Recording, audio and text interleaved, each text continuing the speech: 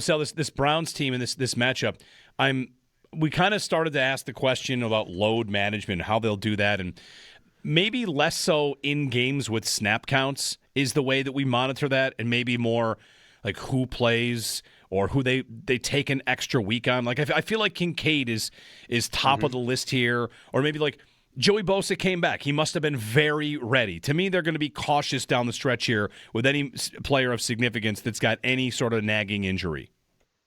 I agree 100%. And let's remember, I think that the team is well aware where they are in the standings.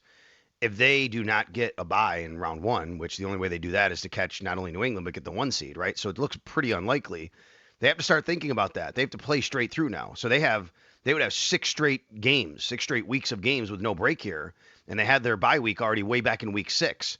And you think about it, that's a lot of football every single week grinding. So I think they have to keep the big picture in mind here. You're not if you could get to the 1 seed, that's the rub here, where it's still in the window, so you push hard to get it. But at the same time, you can push as hard as you want. And if you don't get it, then all of a sudden now you've pushed those guys hard to get it, and now you got to play every single week. So I do think it's a tough needle to thread a little bit here, Jeremy. But I agree with you. Like they have to they've played the long game all year anyway, especially when it comes to soft tissue injuries. When you talk about a hamstring or something like that, we've seen guys just not come back, as quickly as we thought. And even when they were limited during practice during the week, and you thought they might play, they didn't wind up playing. So I think Kincaid is at the top of that list. I think Joey Bosa's got to be there. There's no doubt about it. But he keeps playing every week at a high percentage of snaps. So it's really interesting right there.